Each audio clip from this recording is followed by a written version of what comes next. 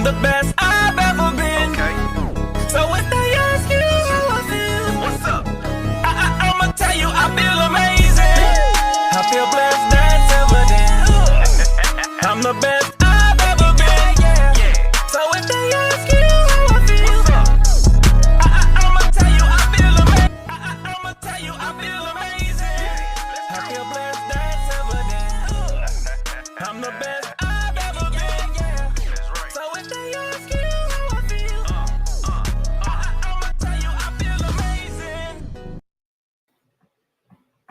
Ladies and gentlemen, how y'all doing today? Wednesday, December 6th, 2023. I am in the building ready to talk college football because a lot happened over the weekend. Not only championship weekend, but we have our college football playoff set. We have our New Year's Six bowl games, which I'm getting to all that. But since it was such a big weekend, I couldn't do this by myself today. There was no way I can do this by myself today. So brought a couple of brothers on here who know their football and they know their football very well. First up is a man who is known as the EP of all EPs in the podcasting world. This man, y'all see him on, Shooting Lights Out with me. If you see me on Snowman and Money, you see him do his thing. He's the one who does the comedic uppercut to everybody who's on the show. The one, the only, Cool Sports with the Z, Cole Johnson. Well, it is wonderful to be here once again. Well, wonderful to be with you once again. And it is great to now be adorned on bearing down the gridiron for the first time. I'm glad I'm here with you, man. Thank you. Appreciate you being here. Got a lot to talk about, but I brought one more person in. Oh, really? Now, if y'all been following me when I do my wrestling talk, y'all know this man. He is the man who came up with the Monarchs of Wrestling, which I'm happy to be proud of. He is the man who is known as Mr. Eagle Elite himself. Mm-hmm. The Fundo players call. Give it up for the cool man himself, Cool McCain. Here comes trouble. Oh, trouble's coming. I already know trouble's coming. Soon as Sunday happened, I was like, yeah, if I'm gonna do this, I'm gonna need my man Cool to come on because I know how Cool feel about how this all went down. Like, I'm gonna need him on here because this finna get nasty. Oh yeah. So gentlemen, let's go ahead and start it off. We gonna recap championship weekend. It's the big weekend that we all know. This is the weekend that who's gonna make the name for themselves, who's gonna fight for that final 4 spots that actually matter. That's the week it was in, championship weekend. And yes, I picked all 10 championship games, whether they matter or not. I picked all 10 of them. Okay. So we're going to start with the group of 5 real quick. And in the group of 5, we saw the Conference USA championship between Liberty and New Mexico State. Liberty was trying to remain undefeated. 49-35. Great game, high-scoring game. Liberty remains undefeated. Put a pin in that because we're going to get to Liberty later on. We had the MAC championship between Miami of Ohio and Toledo. This is their second meet. Toledo won the first one. Could Miami of Ohio get it back? Which they did, 23-14. Boise State, UNLV in the Mountain West, when UNLV had a home field advantage. It didn't matter to Boise State at all. 44-20. They did not care whatsoever about UNLV being at home. And I guess that crowd didn't factor either. And speaking of crowds that didn't factor, their American Championship game, New Orleans, Louisiana, Tulane trying to go back-to-back American champions. And then you walked in and said, not so fast, my friend. And then the Sun Belt, Troy versus Appalachian State. I'm going to talk about that game more in depth with that because it didn't involve a certain team who should have been in that championship game. But Troy wins it 49-23. It was a breakdown how it all went. Now, gentlemen, here's my problem when it comes to the Sun Belt, okay? There's a team in the Sun Belt that was 11-1. But guess what? They couldn't play for the conference championship. You know why? Because of the NCAA.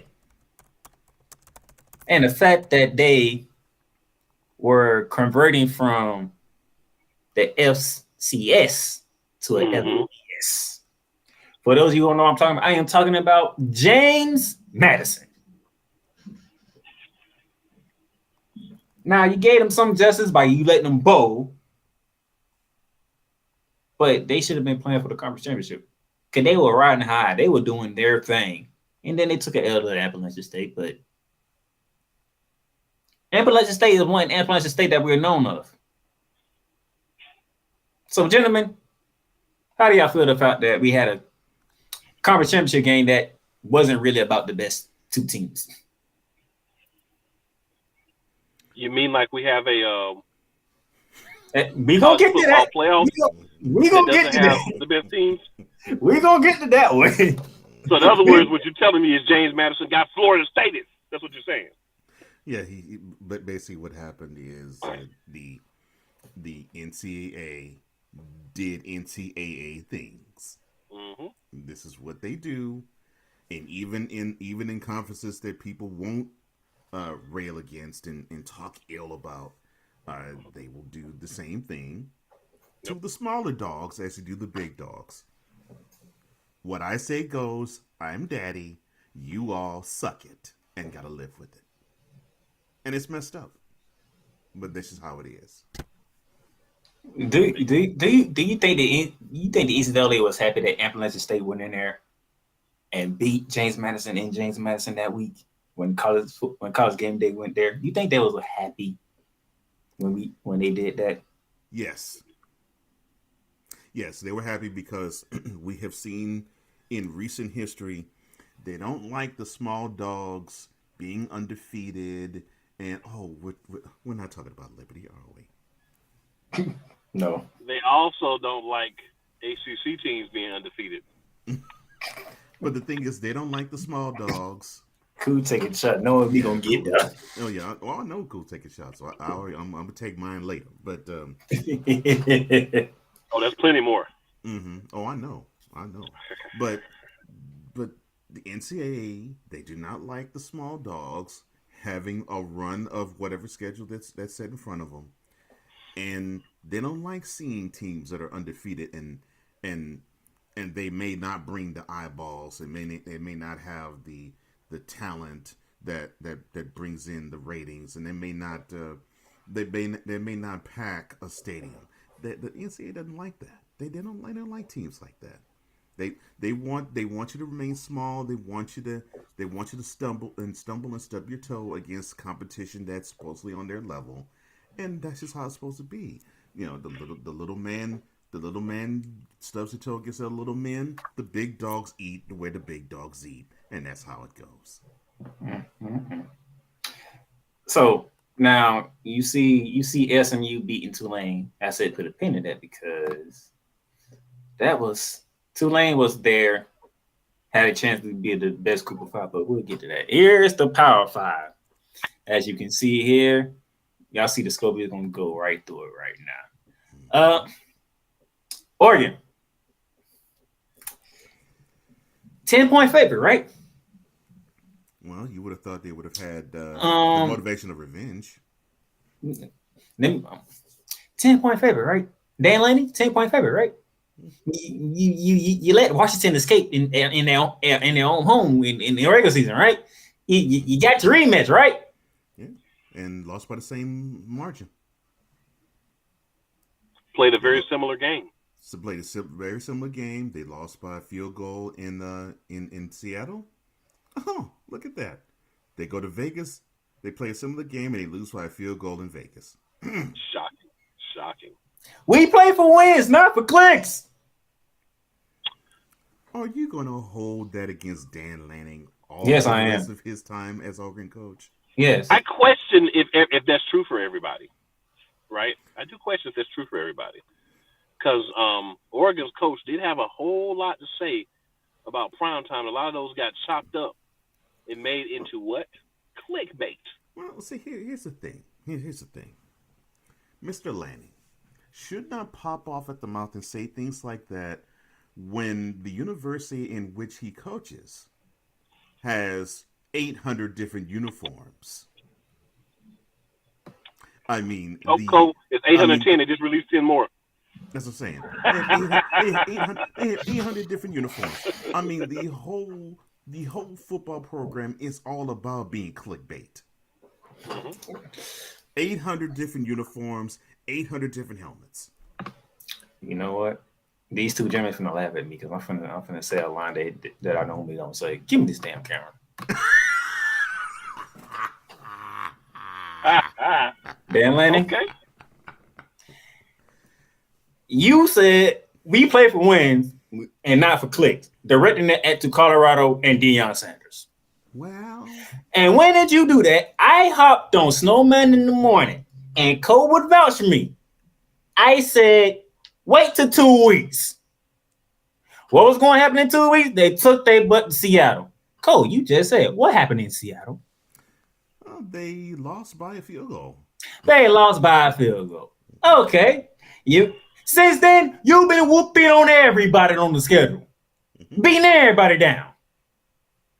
Including Oregon State in a big rivalry. You made them look stupid in Eugene. Yes, he did. Yes, he did. You got your rematch. And what did you do with the rematch? They lost by a field goal yet again. Got both Knicks sitting there, towel over his head, looking down like, soon as my defense get me the ball back, this game over. But at the defense, it might have been a tear or two in his eye. I'm not sure. His face paint looked a little runny. I'm not sure. That was after the fact he learned that he wasn't getting the ball back. He trusted the defense to do one job. One job. Just stop fixing one time for me. Give me the ball back, and we're going to go take this win. Y'all couldn't even get him the ball back. You know how I know? Y'all didn't punt.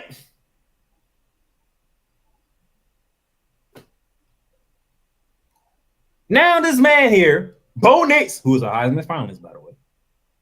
Now I'm going to get to the other ones. Pretty much lost the Heisman because y'all couldn't get him the ball back. Pretty much. He lost the Heisman and it wasn't his fault. Now, I have to point out that there were some 3 and outs by said Oregon team throughout the game.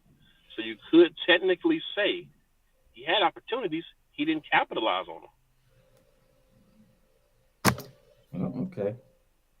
That's cool. And, I'm not going to recruit with cool salt. That's not. That man knows his football. Now, let's bring us. But they should have got the ball back, though. They should have got the ball back. You're right about that, though. I wanted to just put the other side out there, but they should have got that man the ball back. But outside out there, but that defense of Mr. Nix's, they gave up 34 points, though. Now, if they gave up 17 and they had the opportunities and whiffed, then yeah, I'm totally 100% with you on that. And I'm not saying you're wrong, brother. But that Oregon defense gave up too many points, like they did in Seattle. Both of them defenses gave up too many points. Oh yeah, both did. No question about that. Dang, the only team y'all used to give 32 was freaking Washington. You did it twice. Mm-hmm. Everybody else couldn't even sniff 30. It's something about that matchup, man. You know how it be. There's always that one team that you just can't figure out. Well, put a pin in that one, cool, because you did a little foreshadowing on that one. Coach Johnson. Mm-hmm. I'm gonna be kind. I'm gonna let you take the ranks of the Big 12 championship because I feel obligated to let you have that one. Well, okay. So you had Oklahoma State, who people were upset because they were hoping we were going to see a rematch of the Cotton Bowl or the Red River Rivalry or Red River Shootout or whatever you want to call it. The game normally in mid-October that takes place in Dallas between Texas and Oklahoma. People were clamoring for that. However, there was a problem because the Cream and Maroon decided to go in Stillwater. So, we didn't get a chance to have that. Oklahoma State took care of their business, although they had to hold on by their skin of their teeth to beat BYU to get there. And then Texas boat raced them in Gerard World to the tune of 49-21. And the game wasn't even that close. It was like, what, 35-7 at half? Or 35-14 and a half? I mean, it 35-14 and a half. It wasn't even a contest. And looking at it, I knew it wasn't going to be, because I was like, okay, it's tailor-made for Texas to whoop. They went from 35-14 at halftime to 42-14 going to the fourth quarter. Yeah. So Oklahoma State was an opponent tailor-made for Texas to whoop. And so I was like, and I'll throw a little bit of foreshadowing for what we're going to talk about later. My thought was, I don't think Oklahoma State is a big enough name, and I don't know if they have a good enough resume that would probably help Texas win and get further than where they would like to go and what they would probably be projected to go, because it would be basically them beating on a little brother instead of getting revenge against an opponent that beat them. Although I just have choice words for one, Mr. Steve Sarkisian. I think he must have turned down a couple of those wines, one too many that weekend, but I digress. And just 12-1, Texas, when they won the game, they ended up being 12-1, and they sat pretty and hoping and wishing and praying that they would have their prayers answered Sunday. And just for the sake of this show, I'm not going to go at a certain team in that conference that's also drawing Texas into the SEC. I'm just going to let that one go. Well, I could do it for you. It's 4:34 p.m. where both Playmaker and Cool McCain are, and OU still sucks. I'm sorry, continue, sir. Oh, my brother, testify! And I did say Texas and another team is coming to the SEC, right? You did, yes, sir. And this is where the fun begins. Oh, we get to the SEC championship, yes. Atlanta, Georgia. It's a rematch that we all wanted to see. Kirby Smart and Nick Saban going at it one more time. Yeah, for a full year. Georgia, number one team in the land, 29 straight wins. We're talking over 2 years of winning. And the last team that beat them happens to be Alabama, and it was in the SEC championship game 2 years ago. Prior. Right. Mm-hmm. Oh, what a day this was going to be. And by the way, before I dive into the game, did y'all catch College Game Day? Because Pat McAfee had me rolling when he made his pick. Unfortunately, I didn't catch it. I would have loved to say I did, but I didn't get a chance to catch it. Cool. I caught pieces of it. But Pat McAfee is a wild individual. Yes, so even though I didn't hear exactly what he said, I'm pretty sure that it was very ridiculous. He was singing the Georgia Bulldog song or mantra. I think I heard part of that, yeah. He stopped. Turned back and said, "Give me Alabama." Nice.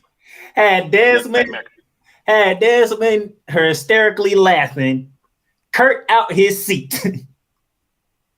And the guest pick, I forgot his name. He was like, "Oh, what just happened here?" And he's like, "You don't know where to go from here." Yeah, he got stuck between a rock and a hard place. Yeah. Good job, Pat. So Pat McAfee, great job. I love that. Pat had me rolling on that one. Mm-hmm. Now we get to all the money that he took from all the other guys that got fired. Now we get to the game. Ouch. No comment. Georgia struck first, 7-0. And then Mr. Cool McCain, it became road tide from that then forward. Your response to how Alabama took control of the SEC championship game over the number one team in the country?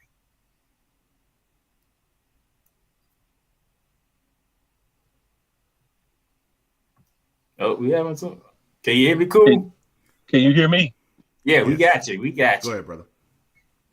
So I mean, when I saw this matchup, I was like, this is not going to work out well for Kirby Smart 2 years in a row. You're not going to beat Papa 2 years in a row, right? You got Papa last year. Papa coming back to give you the sword, right? And whoa! Before you continue, so you got Papa 2 years ago in the national championship game, and then got Papa again the very next year in the SEC championship. So right. you know, from the time last December happened, Saban basically said we beaten Georgia as soon as the new recruits walked into the practice on the site. first time. On site. On site. Georgia getting whooped on site. You know on that site. is what Saban said to Alabama. Nick Saban said, if y'all don't beat Georgia, all of y'all going somewhere else. I'm firing everybody. I'm going to do a Deion Sanders in here if y'all don't get the job done. All coaches, all players, even the water boy, gone. Everybody. Nick Saban said, I don't use the transfer portal, lose this game and see what happens. Because what? Did you not see the first? Did you not look at the opening drive? It was like, well, dang, Georgia just went down the field like it was nothing. Oh gosh! Did you see Nick Saban over there looking like a overripe tomato after that too? And that's all it took. They was like, yeah, we might need to tighten this on. We might need to tighten this up. And tighten up they did because Georgia didn't even score the rest of that first half. When Nick Saban was over there looking like Dave Chappelle doing the Prince skit, so he's like,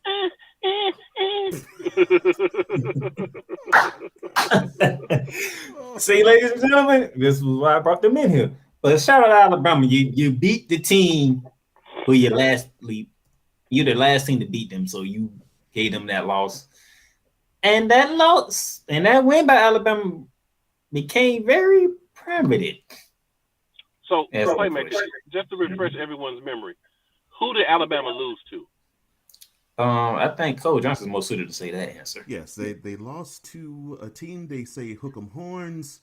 It was back in September. It was in Tuscaloosa, and they lost to them by double digits. 34-24, I can tell you the score. I just wanted to make sure everybody got the backstory, right? Mm-hmm. So that's going to play into things.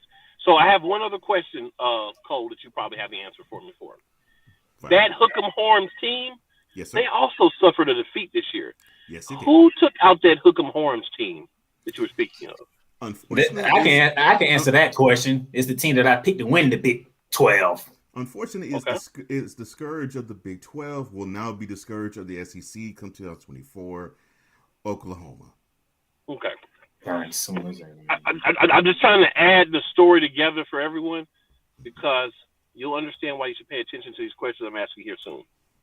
You already heard their point of view when we get to that point, and you're gonna see why I said what I said all last week. Well, you're gonna see why I said what I said too. Oh, I know, but I mean, I feel you. Like I say, I feel you. But right.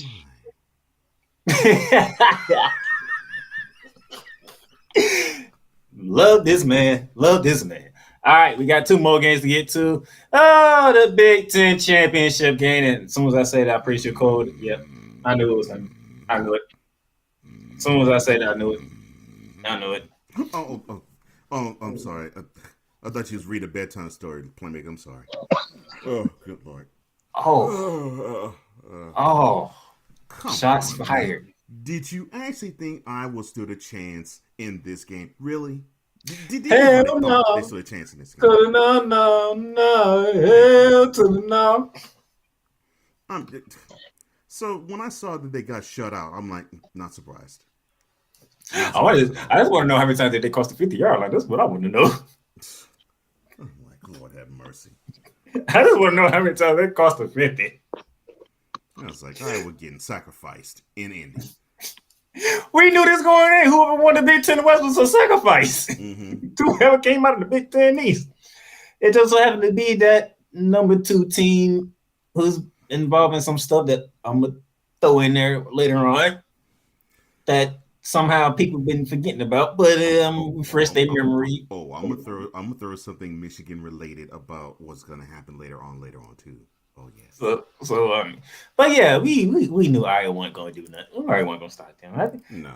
maybe Jim Harbaugh took it easy on them. Say, you know what, we already up. We already up. It's 16-9. They ain't gonna catch us. So we just gonna take it easy for the rest of the way. He's up on the second half. Yeah. And then it was the ACC championship game. Louisville come back off that ridiculous loss to Kentucky. And then Florida State, who escaped Gainesville. Come to find out, they backup quarterback was concussed in Gainesville. So they go to a true freshman, their third string quarterback for this game.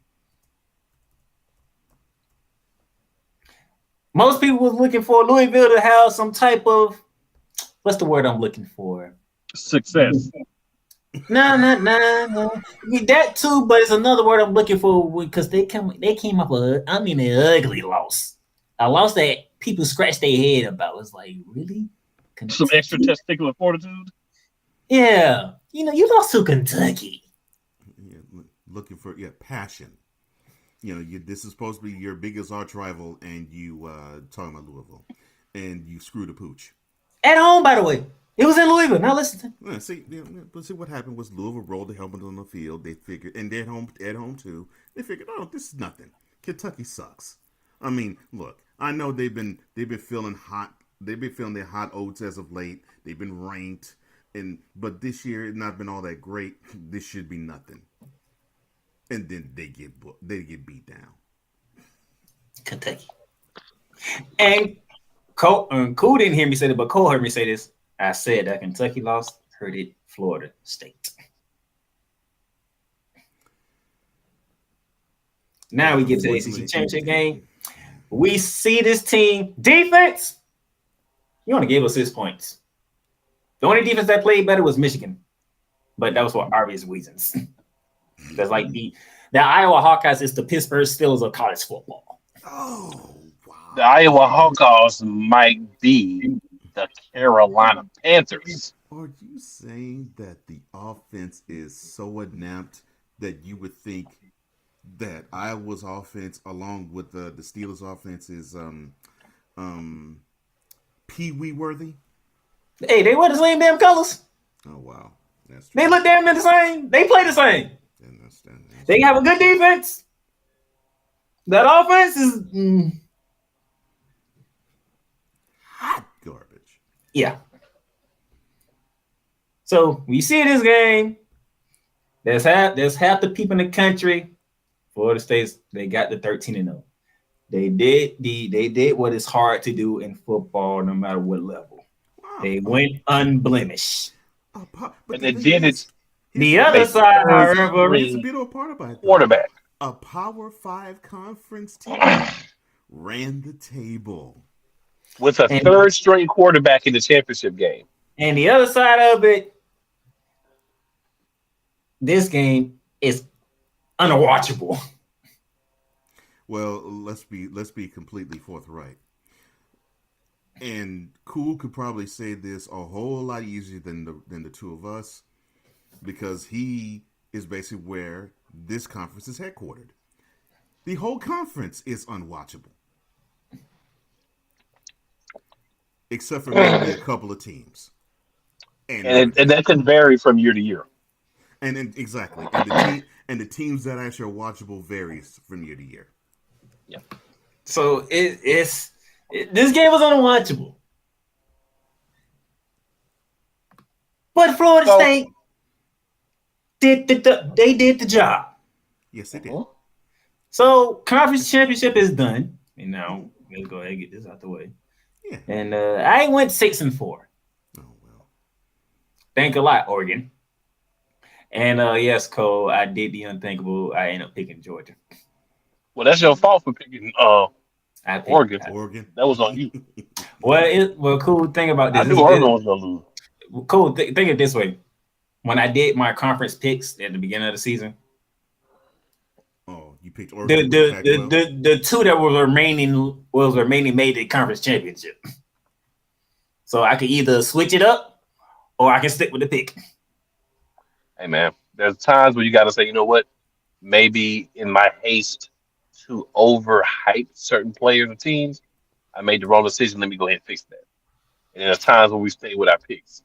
So what So I'm getting here is that you stayed with your pick and you didn't make the correct adaptation I when you did got all that not information. make. I did not make the correct pick, especially thinking Oregon was going to come back and have something for Washington, knowing they should have won in Washington. And apparently not. And then this is what Mr. Cole Johnson's finna get at me because I'm usually the one that says if you have beat Saban apart the previous season, he's coming back for you. I picked Georgia to win the conference, and I didn't change when I do it. They were playing Alabama. But see, it's understandable because I think all of us were caught in how the team looked. Not even when they finished playing Texas, but when they went to Tampa and they played South Florida. When we saw that, and we were thinking, okay, so they're barely inching to win games there, and they have no idea what quarterback to start, who to start. All right, this is not going to be the same type of Alabama team as before, and it actually wasn't. But the thing was, however Saban got to his boys' heads to say, look, just be 1 point better than your opponent, it worked. I told you what he said, Cole.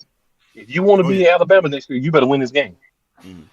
Oh yeah, and yeah, it was that, and then yes, we are going to get to the SEC championship game, and we're going to beat Georgia because you know darn well that is the team that is going to be there when we get to Atlanta.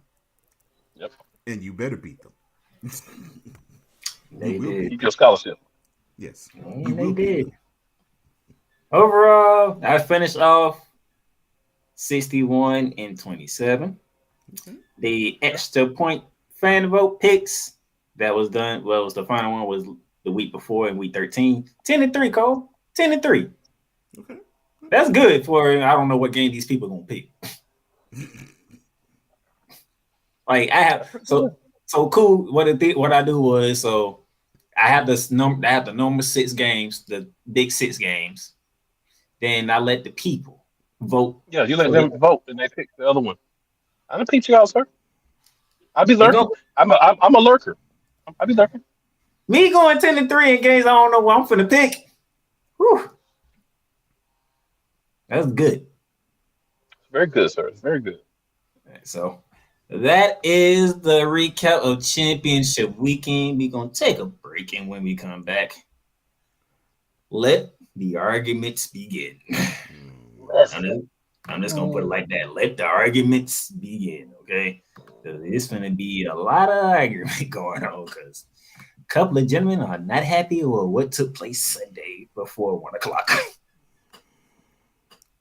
Ignorant mother. We'll be back. I'm just gonna wait. I'm just gonna wait. Welcome, ladies and gentlemen, to another edition of Cowboys Talk. The Dallas Cowboys got exactly what they deserved. Let me say that one more time, because you know it's true. The Dallas Cowboys got exactly what they deserved. Dak Prescott is overrated and he shouldn't be paid, okay? And the same thing with Pollard. I mean, Pollard breaking the tackles at that 57-yard touchdown run. I mean, we needed that big time. 33 points in the fourth quarter. Let me say that again. 33 points in the fourth quarter. And that's off of 4 turnovers committed by the Colts. See, at one point, and the fact that at the end of the third quarter, it was 21-19, and the final score was 54-19. Now that, ladies and gentlemen, that is completely unexpected. Cowboys Talk is available on all streaming platforms, including Spotify, Apple Podcasts, Google Podcasts, Amazon Music, and YouTube. The Playmaker Squad is sponsored by Lids. Locker Rooms by Lids. Shop hats and official sports gear at Lids. Lids, the leader and number 1 destination for hats, gears, and everything that moves you. Make it a perfect shop for fans to find official sports hats, merchandise, and gears. Represent your team, your town, and your style with a snapback, adjustable, fitted hat, or beanie from thousands of college and professional teams. Browse the very latest jerseys and t-shirts for the best teams out there. Lids has officially licensed professional and college sports teams apparel and hats featuring the hottest brands and trends. Shop online or visit one of the 100 stores across the country. Locker Rooms by Lids. All right, ladies and gentlemen, welcome back to Brand Down and Gridiron, the college football player selection fallout. We recount the championship weekend. Now it's time to get to the fun thing. You ready, gentlemen? Let's do it. All right. So the college football playoffs are official. Shout out to Adam Pierce for that. Here are the 4 teams. Number 1, the Michigan Wolverines. Number 2, out of the Pac-12, the Washington Huskies. I think this is the second time the Pac-12 has made it into the college football playoffs. I think Oregon was the other one. And Oregon was the other one. Yeah. Number 3, Cole Johnson, take a bow because your Texas Longhorns are in. And number 4 is the grandfather of college football himself, Mr. Nick Saban and the Alabama Crimson Tide. Listen, Now we all know this. worked. We all know we all know this. We saw what happened Sunday. If you didn't saw what happened, you was on social media, so you knew it. That was the talk of the whole 3 days. How a team like Florida State at 13-0 and the conference champion left out. And another thing is the team that was number 1 in the country for pretty much the entire season went from 1 to 6.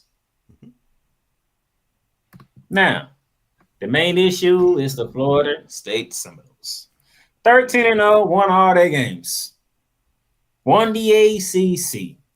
And they were left out. Now, before I let the gentleman... Let's get ready to rumble. I'm sorry. Now, here we go. This is from the commissioner of the ACC, Jim Phillips. It's unfathomable that Florida State, an undefeated Power 5 conference champion, was left out of the college football playoffs.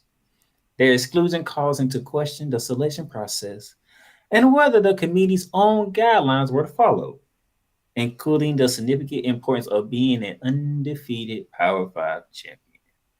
My heart breaks for the town of the FSU student athlete and coaches and their passionate loyal fans. Florida State deserves better.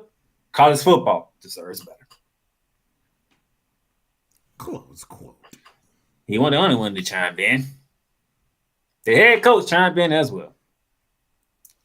We don't have to do this one, Cole. I'm just going to paraphrase this one. Okay. I'm just going to paraphrase. He said he was hurt for his players. He's hurt for the school. He's hurt for what they have done, doing all what they needed to do, going outside the conference and scheduling a tough opponent. It's not right. But here's one of the main points here's where I started to feel bad for Florida State. Whoa. Hold on. Whoa. All right, ladies and gentlemen, for those who are unaware, the Playmaker is an ardent Florida Gators fan. You actually felt bad for the Seminoles? Yeah, because this guy, right? Actually, no, before I get to that, this is what the commissioner had to say. And the reason why they didn't pick Florida State. Open it up, Cole. Oh, quote. In the eyes of the committee, Florida State is a different team without Jordan Travis, Corrigan said. One of the things we do consider is player availability. Our job is to rank the best teams, and in the final decision, looking at it was Alabama at 4 and Florida State at 5. Close quote. This is a full description of what he said, talking about how Alabama looked against Georgia and how Florida State looked without Jordan Travis the final 2 games. It's all right here. All right, boo. R. Griffin took to Twitter. I'm not going to read what he said because he went in. When you have a tweet that long, you feel some type of way. Ain't no point in me reading it. Right. He was not pleased. Well, not only him, Booger McFarland wasn't pleased either. And Richard Sherman definitely wasn't pleased. I almost thought Richard Sherman was finna cuss a few times on Undisputed.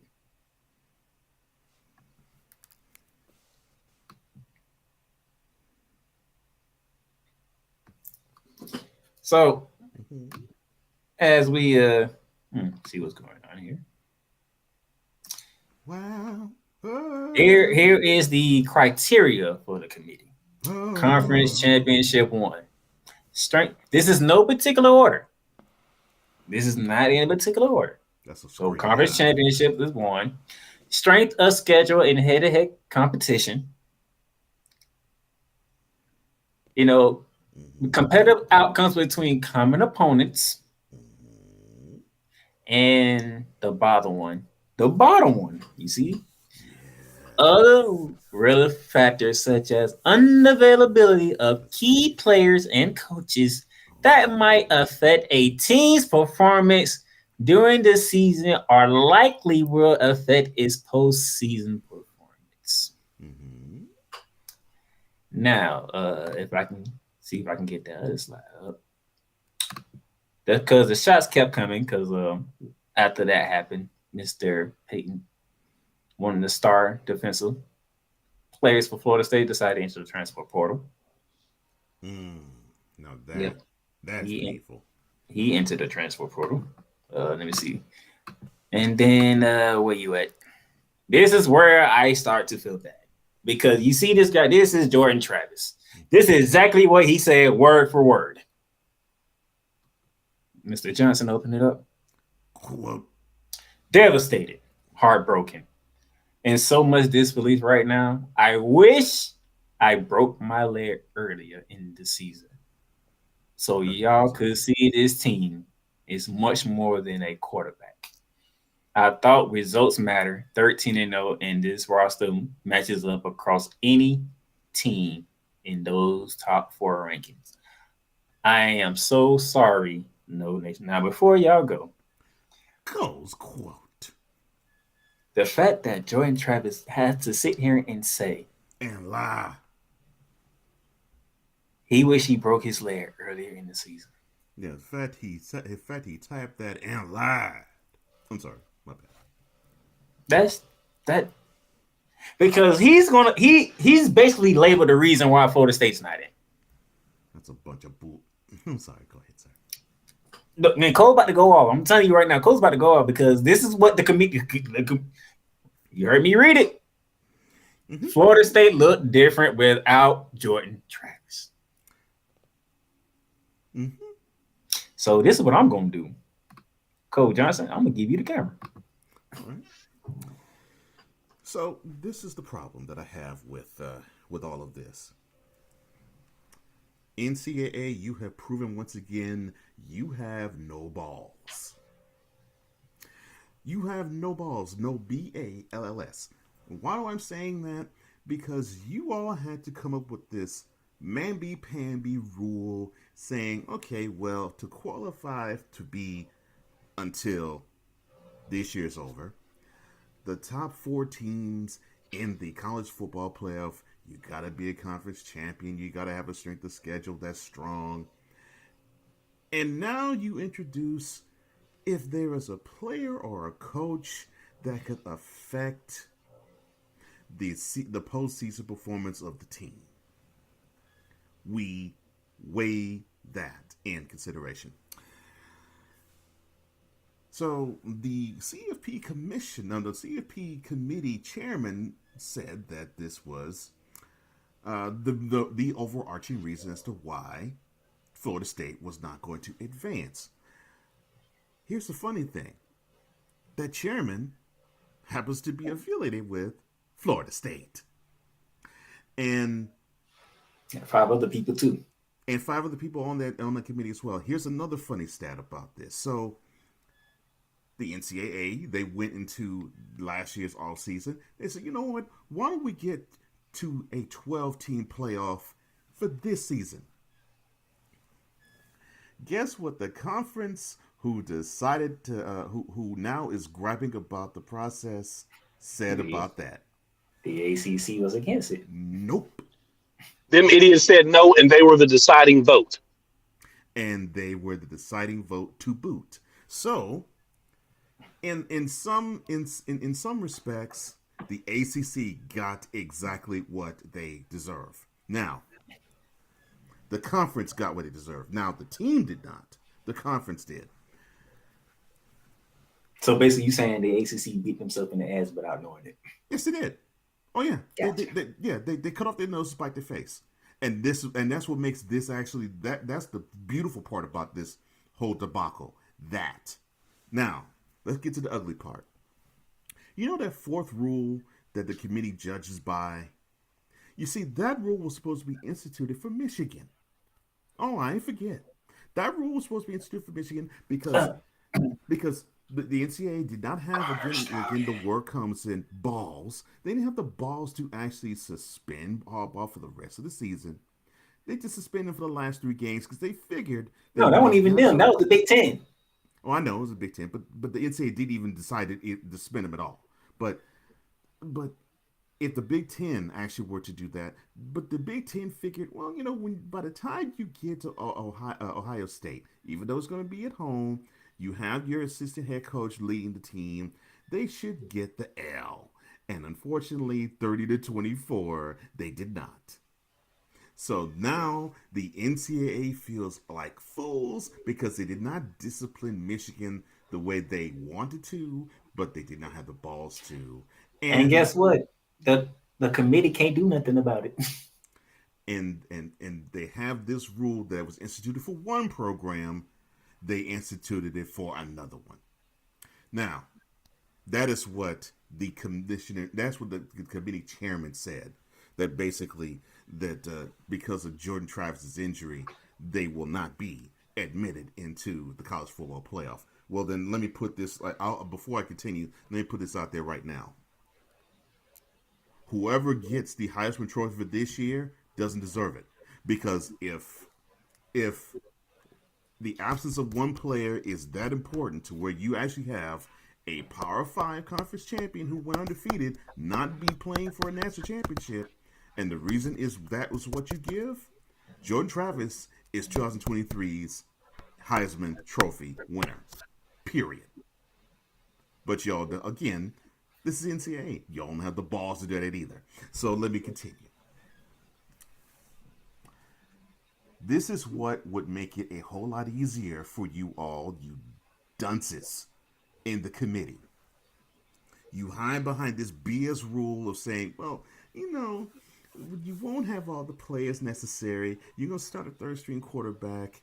I'm going to break it down for you. That's cute talk for all the mental midgets. What they're saying is, if we were to actually have you advance, you won't pull the eyeballs and you won't travel. That's basically what they're saying about Florida State. And we actually want a team that could bring the eyeballs to the TV sets and bring the fans to the stadium. Because the biggest star you got on that team is Mike Norvell. Which Stephen A. Smith raised a wonderful point. If Deion Sanders was in Mike Norvell's pace, Florida State would be in the CFP.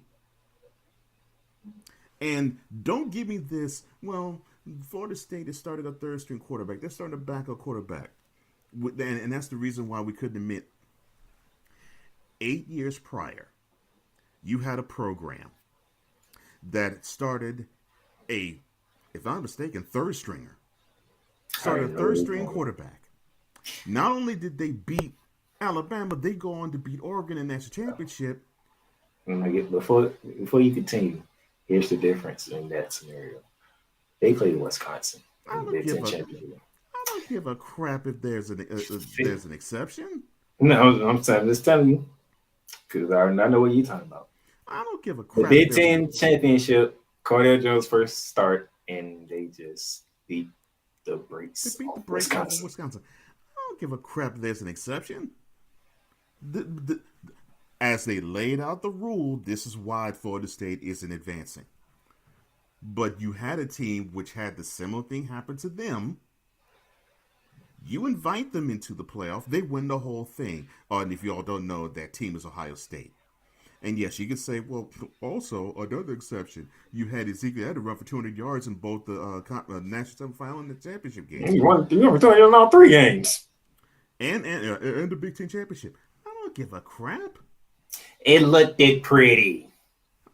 Again, I do not give a crap. Yeah, I know. Because if you're going to set a precedent already for a team that did not have their starting quarterback to go in and wreck shop, you cannot use the excuse of, well, this team is not going to have their starting quarterback, and that's the reason why we're going to exclude them. Hogwash. You see, because this is the reason that you should have said, CFP committee, and I'm going to give it to you straight with no chaser. You should have explained to them this way. Michigan, they beat a team in Ohio State, was ranked number 2 when they played. They're now ranked number 7. Let me see. Washington, they beat Oregon. They were in the top 10 both times they played. They were number 5 the second time they played. They finished, I think they're now ranked 8th. Texas, they have actually, in terms of where teams have finished, the most impressive victory of the season because they beat Alabama, who was 3rd when they played them. Actually, it hurts them now because Alabama's 4th. And then Alabama, they beat the 2-time defending national champion. And they went from number 1 to 6. What am I pointing at here? The top 4 teams that you did put forth into the CFP, they beat a team in the top 10. Now, the only team that at any point in time that Florida State played that was in the top 10 would be LSU 3 months ago. But where did they finish? They finished 13th. So you have Michigan, the most impressive win they have is Ohio State. You have Washington, the most impressive wins they have are against Oregon. Texas, the most impressive win they have is against Alabama. And Alabama, the most impressive win they have is against Georgia. The most impressive win, even now, that Florida State has is against LSU. And LSU finished ranked lower than all the teams I just mentioned. Oh, no, by the way, Michigan also beat Penn State, who finished the year number 10. And I think when they played them, they were ranked number 9. So that is what you should have said. The strength of schedule and the signature defining resume win, that's something the 4 teams that we put forth had. And unfortunately, and it's through no fault of Florida State, but it's the fault of the teams that they played, that is what you didn't have. And for Florida State, what messed them up, and I keep saying this is what really messed them up. The big-time win that would have propelled them to go on to play for the CFP, in the CFP, would be when they were in Death Valley, when they played Clemson. And if they were to have that victory, which they did get, 31-24, if Clemson were to have straightened up, flew right, and actually had the season that they've normally had the previous 10, then we would say, okay, well, Florida State, they have a signature win. It came against Clemson in Clemson. But you can't say that. So I get Florida State fan. They get down on my throat. They said, well, wait a minute. They beat Duke. They were ranked. They beat Clemson. They were ranked. They beat LSU. They were ranked. They beat Louisville. They were ranked. Okay, fine. Already talked about LSU. Louisville. Beat them when they were ranked 14th. They're now 15th. Clemson. They weren't even ranked when you played them. They are now ranked 22nd. And in Duke, they're ranked 16th. They finished not even on the ranking chart. Point being, the conference that did not want to have a 12-game playoff, the conference that thought that they were swinging with the big boys like the SEC, the Big 12, they learned quick, fast, in a hurry that they are the stepchildren of the college football Power 5 landscape because they made it that way. And how is it bad for college football? You have a conference who really thinks that they're bigger than they are, and unfortunately they had to pay the price because they led one of their conference teams to slaughter. Because they got to understand that, yes, this is the meritocracy. You all do not earn enough money. You all do not bring enough eyeballs, and you all do not have that talent. And it is unfortunate that Florida State had to learn the lesson, yet they are a Power 5 conference champion that went undefeated. That is what you should have explained. And I'm not saying that's right, and I'm not saying that's fair. I'm saying that should be how you all have done things, but not bring into it, well, you're missing a starting quarterback. And because of that, we want to not have the 65-7 butt whooping that TCU took at the hands of Georgia in last year's national championship game. After they put their foot up Michigan's spine. Yes, after they scored 50 on Michigan. Now, I'm gonna bring Cool in by saying 2 words, and he's gonna fire off. Cool. I'm gonna put it plain and simple for you, sir. And the 2 words that committee should have just went ahead and used that we all know. Florida State didn't have enough style points. Go ahead, sir. So, I completely agree with Cole's statements. We're going to look at things from a different angle here. So, when the committee should have came out and said what Cole said they should have said, what Cole so graciously forgot that they should have also put in there, which is why they didn't say that, Cole. Oh, what the worst loss that Alabama has is to Texas. The worst loss that Texas has is to Oklahoma State. And the worst loss that Florida State has is to nobody. So you can't use that argument, right? And actually, it's Oklahoma. Yeah, sorry, I said Oklahoma State. So here's what's funny to me about this entire situation. Florida State won a game with their backup quarterback. It looked pretty solid. Florida State won a hard-fought game with their third-string quarterback. Second-string quarterback was out with a concussion. So the ACC championship game is played, 3-4 weeks before they would have played the college football playoff championship.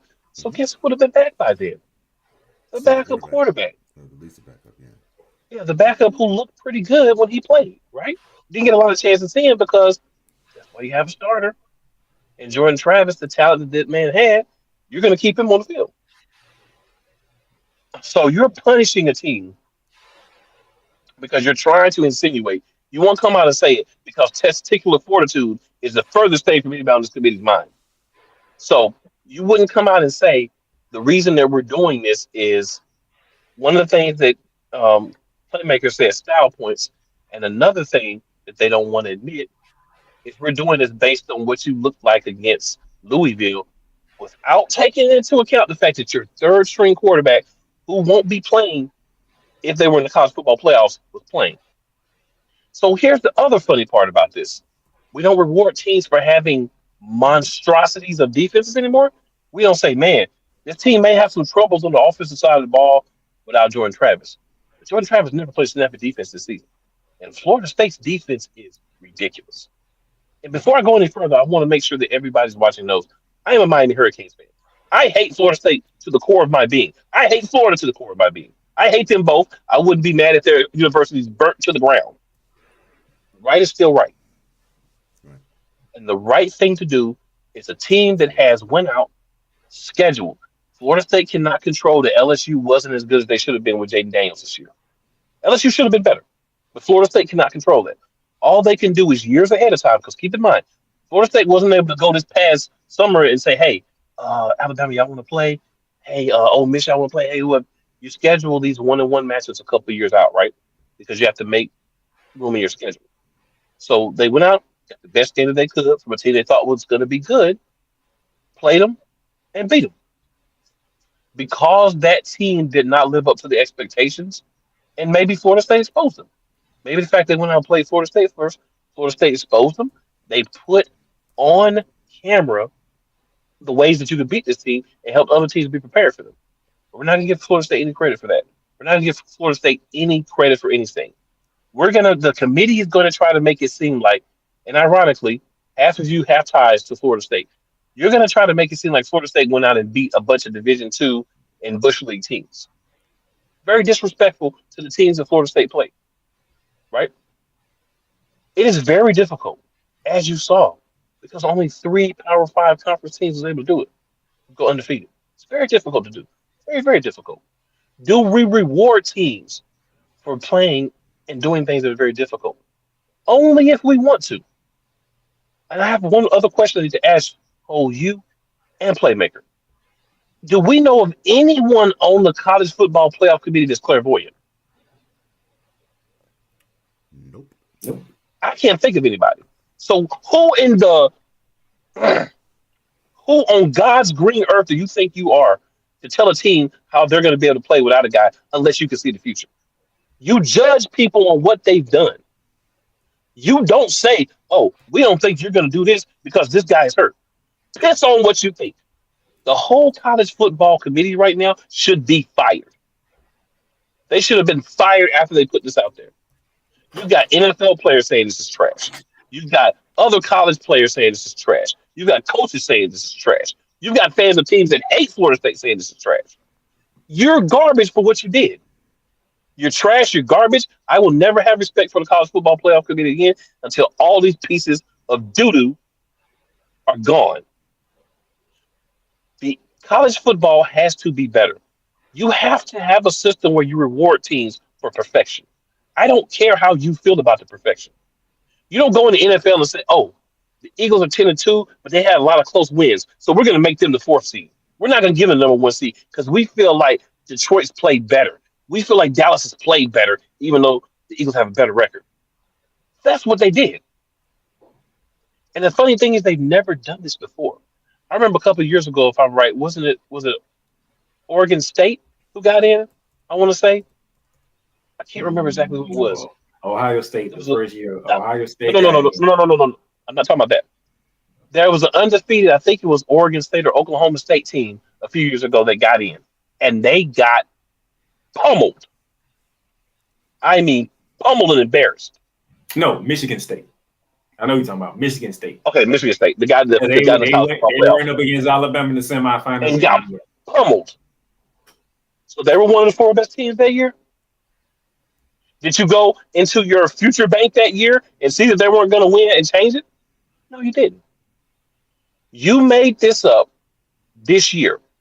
The other reason that the rule was put into place about players and people not being available and being available is so teams who had quarterbacks that missed games that got hurt, a la Trevor Lawrence, I think it was year 3, where he missed a couple of games and they lost one of them, but they still made it because they said, "Oh, if Trevor Lawrence was playing, they would have won." So they still put him in. That's the other reason they put that rule in.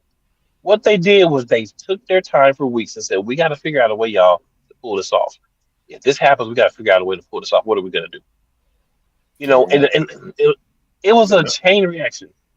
The number 1 team in the country got knocked off, and all chaos. It was a chain reaction. All chaos happened. It was a chain reaction because Georgia lost, so that made Texas's win over Alabama look so much better because they beat the number 1 team in the nation, right? Alabama looks so much better because they beat the number 1 team in the nation. So it's funny that the effect was Texas got boosted to 3 and Alabama got boosted to 4. So what you really told us was even beating Georgia, Alabama shouldn't have really been in it. But let's be 100% real and let's be 100% true. Screw all the things that were said. Screw all the numbers through this team will look better than their team, and this is this and this is that. I was watching before they were doing the picks, before they were revealing everything. Guess who hopped on stage and said there's no way that the SEC should be left out even if Georgia wins? The SEC commissioner who was there. So what I want y'all to there's a list of people we can put on that list, on that one. But what I want you to understand is they were not going to have this and not put an SEC team in it because they are garbage. Everything that the committee has told us over the years, I've never believed. You can go back 3-4 years, watch episodes of Play Caller Sports Talk Show and playcallersportstalk.com/live. They're all there. Tell you what I said. I always have said SEC gets preferential treatment. They're going to find a way to get an SEC team in. And that's what they did. The SEC did not earn their way into the championship. They were gifted a berth over Florida State. And here's the funny thing. That's the truth. They put out 3 so piss on the SEC, piss on the college football committee, and piss on the NCAA as a whole. You're all garbage. You're all trash. Don't ever come to me again and talk about the best. You don't care about the best. You care about who you want to swab. You care about who you love, and you don't care what anybody else thinks. It's going to get you one day, and when it does, I'm going to be there laughing, sipping my tea. My Yes, buddy sir. Steve Box, he's a big Florida State fan, and he was responding to Cole when Cole was saying about the signature wins, but it's not Florida State's fault that Which I said. Clemson Yeah. decided to fall off and LSU decided to fall off. Which I did say. I did say that. So, But shout out to you, the committee looks at that. Committee looks at how they rank when they play and how they rank when they finish.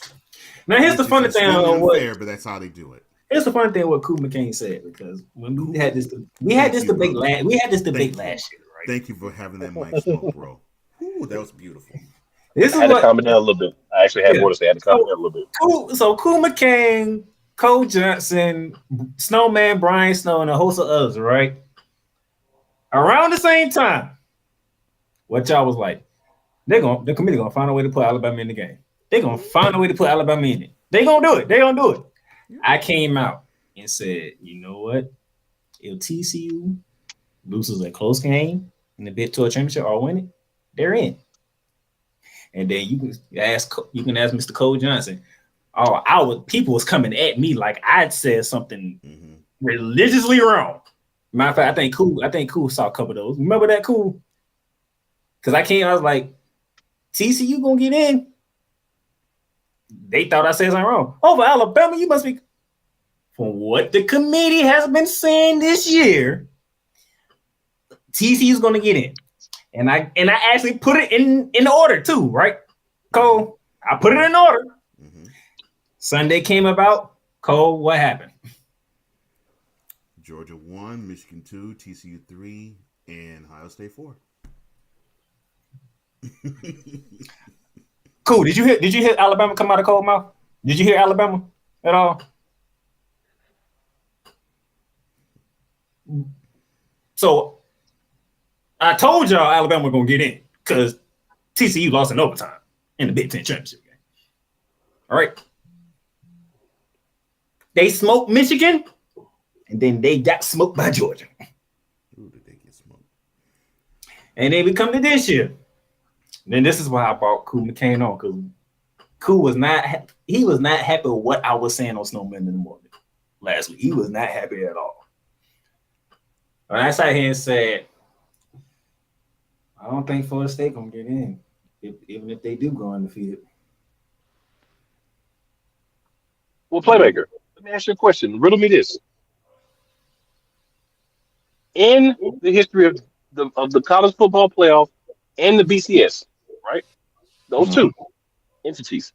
Please name me one time where an undefeated team, when there's 4 or less, did not get in from a Power 5 conference. None. Right. Until So this year, that 0. That is the reason why I said this is impossible, Playmaker. They wouldn't go back and have the audacity to say, you know what, we're going to just piss on everything we've done up until now and change the rules to fit what we want. But guess what? Did. I was wrong. I apologize for being wrong. But I will never again in my life have any faith in anything to do with college football. But I think what happened was I think Cool might have misunderstood me by me saying that as me saying it's the right thing to do. I never said it was the right thing. No. I didn't think that you thought it was the right thing to do. I never thought that. But what I used to say, and Coach Johnson know, I pay attention to what the committee does and how the chairman comes on and how he words it, which gives me an idea. I got an idea where they leaning at. Jordan Travis, okay. When he came out and say we look at everything after the Jordan Travis injury, I'm like, that don't sound good for Florida State. And you know what was funny about it, Playmaker? You know what's real, like, you know, it was the biggest slap in the face of Florida State? It was basically them taking their collective meeting, just slapping it across Florida State's face. We're going to put you at number 4. We're going to put you in the playoffs before stuff starts. And even if you win, we already know we're going to drop you. Yeah, and we're still going to drop you. even with a W. So, and That's I knew it. I'm disrespectful on a like, whole nother level. I'm saying here like, they still at 4. And Cole will tell you this. I was like, Florida State, don't get too happy because y'all at 4. And as a community, keep you at 4. Don't get too happy. Y'all gotta play Louisville. And how y'all look in that game is gonna determine it, especially if Alabama beats Georgia. Did I not say that, Cole? Yeah, you said that. Well, here's the thing, Playmaker. And, You're punishing them for the third string quarterback having to start because the second the string problem. quarterback Yeah. got hurt at the end of the Florida game from a dirty hit. yeah, I know, because when you hear me So you're saying punishing like, them. and you was You're like, punishing them that's because the not third string is possible. playing. That is Cole's like, ridiculous. that's not possible. They can't. That's unfallible. So I'm trying to tell you. But and before I continue, I'm not saying that Florida State did not deserve to be there. I actually believe they do. I totally believe they do. In fact, Playmaker can tell you, I said my Final Four would be Michigan 1, Washington 2, Florida State 3, Texas 4. That's how I think the 4 should line up. And I think an SEC team should not be invited in because I don't think an SEC team gave me enough reason to say, well, one of them deserves to play for a national championship. And here's the thing. And I'm glad Steve put this in the chat. You mean the rankings that the NCAA just randomly decides at the beginning of the season before anybody plays? Oh, we hate those two. Oh, we can't stand them. I wasn't talking about those. I was talking about that college football playoff ranking. I was talking about that college football playoff ranking. The week before the championship games. You already know I don't like that crap. Steve, it's ridiculous, and I agree with you. It's ridiculous that they do this at random because it gives credence to an argument from your fan base saying, well, wait a minute, we did beat a team that was ranked in the top 5. But the committee is saying, well, yeah, this was long before the CFP rankings got out because, well, we don't do the CFP rankings until November. This game was played in September. They don't do the CFP rankings until after Florida and Georgia. That's what I'm saying. So it's in November. Because if I'm mistaken, Florida, Georgia, they played last Saturday in October. So they don't do it until November. So you have this game with this team ranked in the top 5 in September, and you all would have the right to say, well, we beat a team that was ranked in the top 5. And that's why I said, yeah, they count when they ranked them, and they count even more so when they finish, which to me, that is unfair to the team that they are judging because it makes you think about, okay, well, the team that you are ranking has some say and sway over strength of schedule. Which, yeah. Think about this, Cole. Think about this. Mm-hmm. If you say we're not going to do rankings and we're just going to let this idiotic committee decide who's going to be in the top 25 for the college football playoffs, it's going to be every SEC team and a couple of teams from the other conferences. That's all you're going to have. So what have I think you may have heard me say this, Playmaker. What have I called the CFP? The SEC Big Ten Invitational. Pretty much. If you win the Big Ten and the SEC, you getting it. That is what I've called it. The other 3 conferences is battling for 2 spots. If they lucky. Yeah. I have called the CFP the SEC Big Ten Invitational. And it upsets me, and it's going to be even worse now because you're probably going to have 4 or 5 teams from each the Big 12 and the Big Ten and the Big Ten and the SEC cloud up the 12 spots that you want to have starting next year. I got a quick bit of news for you guys, an ACC guy. So there were talks, I think they're today. The Big 12 and the ACC are talking a merger by 2031 and a partnership starting next season before that to kind of get the teams acclimated to playing each other's schedules and, building new rivalries and everything. So we could see a merger between the Big 12 and the ACC. We see that. That could put the better teams in the ACC in a position, if they could be Big 12 teams, of course, to to get in. So that could make this new conference by 2031 actually have about as much sparkle and power as at least the Big Ten. I mean, maybe not the SEC because they SEC you, unfortunately moved the needle. They moved the needle, unfortunately. And Steven says, watch the ACC and Big 12 champ will be the only teams from those conferences in the 12 team I'm gonna playoff. tell you. I'm gonna tell you what happened. That's exactly. There's how one, I'm there's looking one at more, it. there's one more thing y'all forgot. That's Since exactly. they're going to 12, the top group of 5 team will be in there as well. I'm a Well, I'll tell you this right here. What'll happen is you'll get the champion if this were to happen, right? Theoretically, you'll get the champion in, and then you'll get one more team from the conference in. You'll probably get like that team that had maybe one loss, but they didn't get to play the championship game because they lost to like another team that ended up winning the championship, so they didn't get to play them because they're in the same division. Because they'll probably go back to divisions if they do this. You know, the ACC is divisionless right now, but they'll probably go back to divisions. So you go back to divisions, then let's say Florida State ends up on the side with, just to throw a team out there, Colorado, right?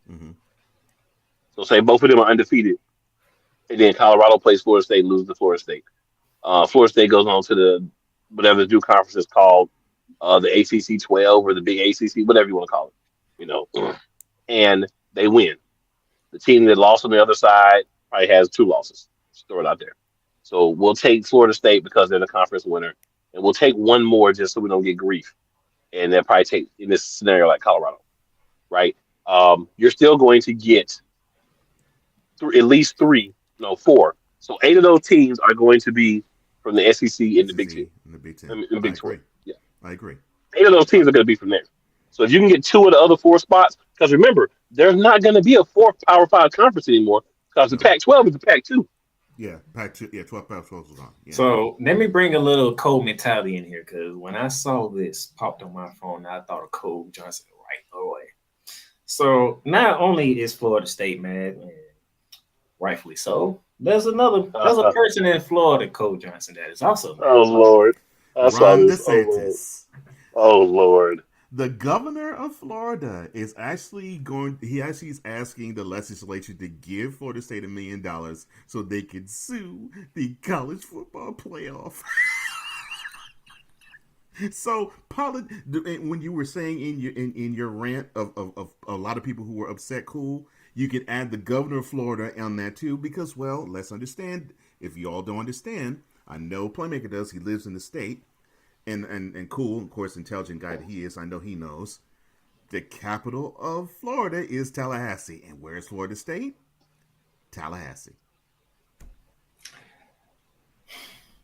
This ain't mentality, so I can't go the wise FA route. Yeah, you don't want to go that route. And you just might hear him go off on this on the next episode of Mentality. But go ahead, sir. Well, Ron DeSantis, sit your ass down. Ron DeSantis, this is what you just don't. No, just don't. Stay your ass out of this. Yeah. You already cut me off in the state of Florida as it is. Yeah, have several seats, Ron. Not just one, several. Take you 4, 5, and just take her and sit in. Don't even get up.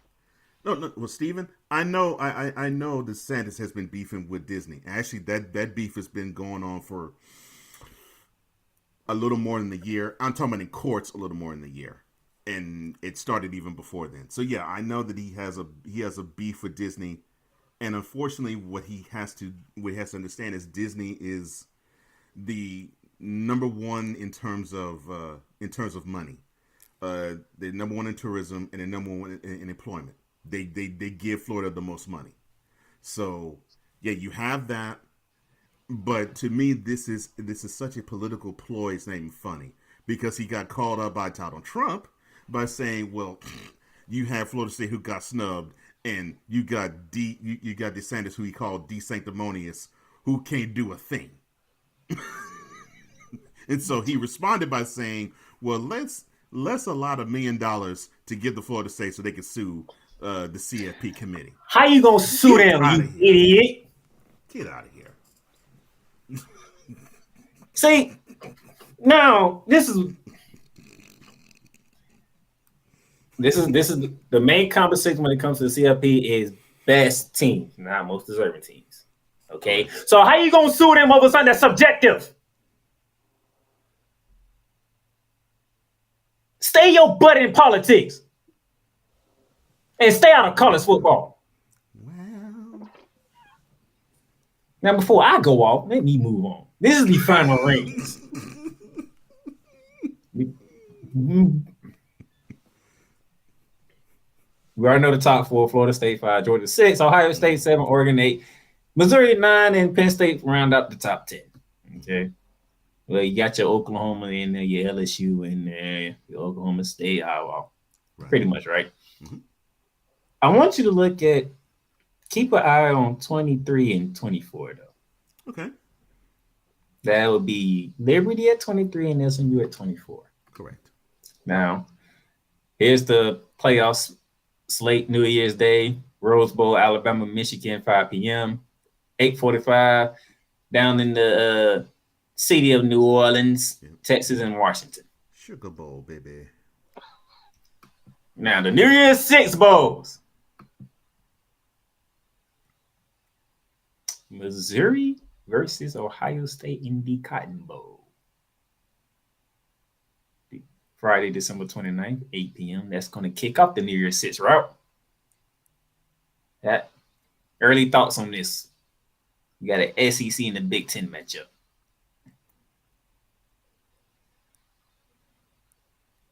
The way that the committee loves on SEC, they're going to cheat for the SEC. So you're basically saying that Ole Miss and Missouri are going to, Missouri's going to win the Cotton and Ole Miss is going to win the Peach. Okay, gotcha.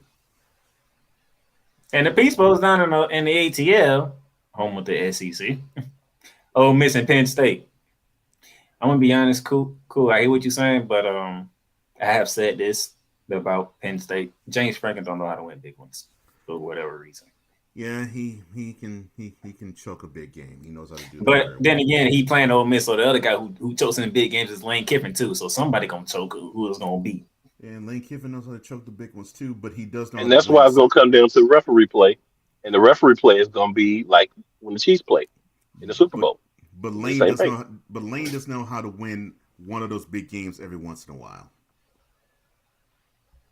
Yeah. Franklin doesn't know how to do it at all.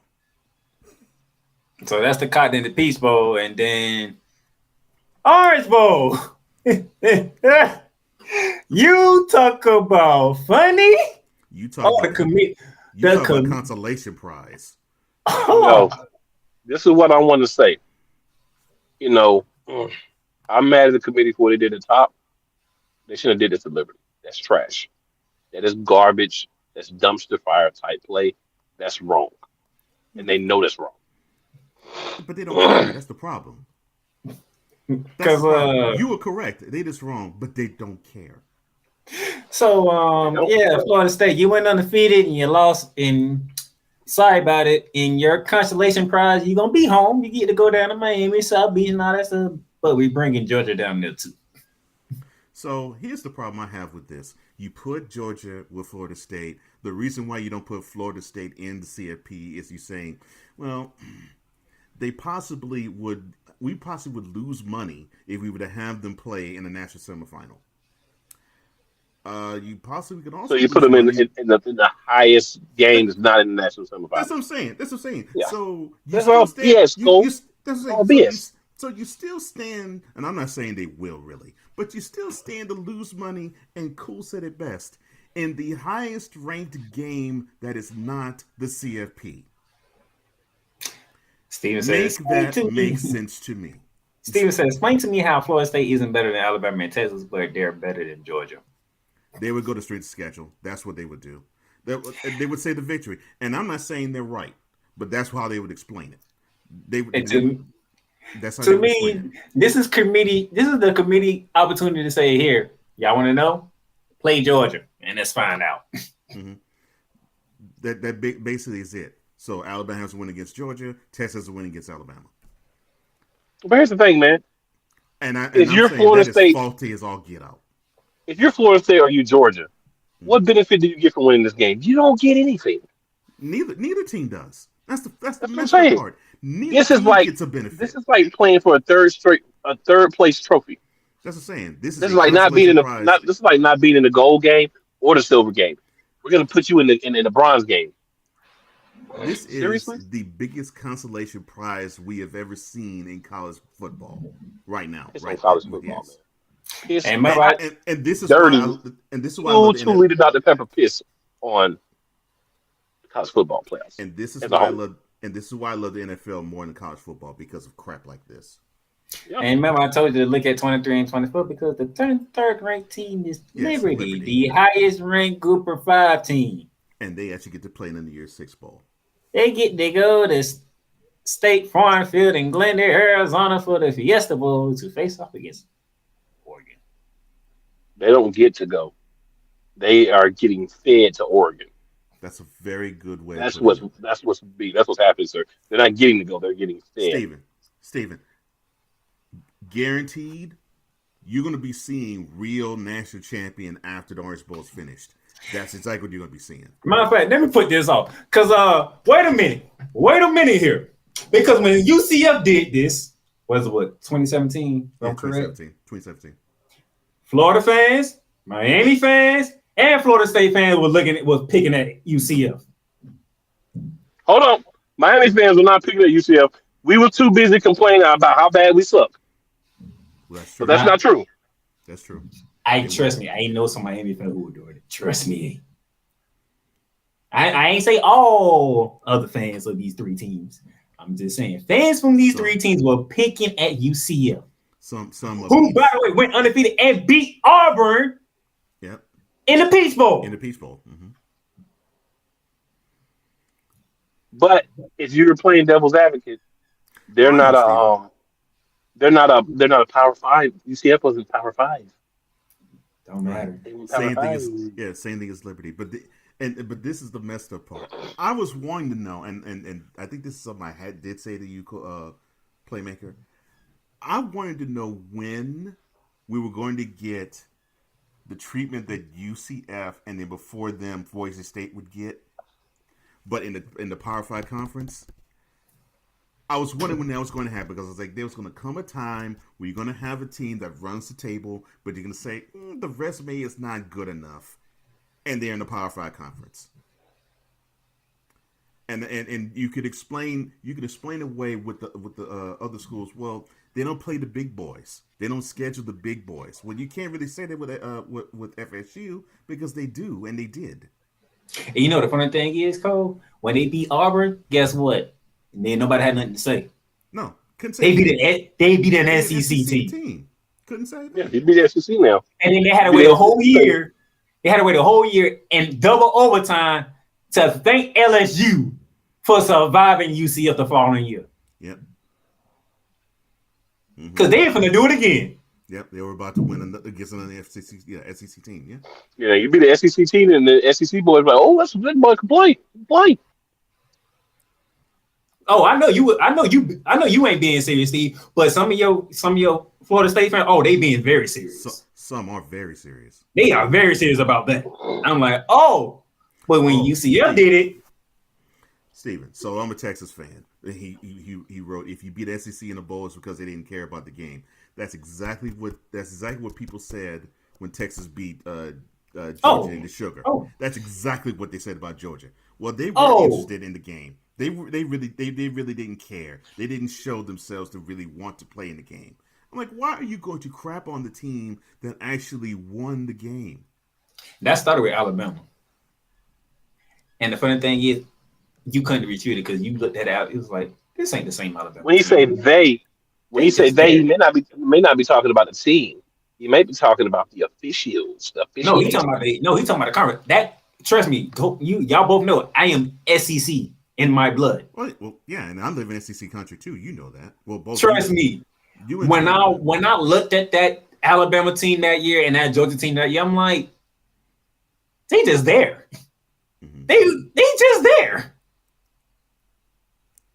But that's exactly and it's not the other team's fault. It's the coaches and the players' fault. Because it's like that's the excuse they give the SEC team. Well, they really didn't want to be there. They really had loftier goals and they fell short. Well, then don't accept the bid. Don't accept the invitation.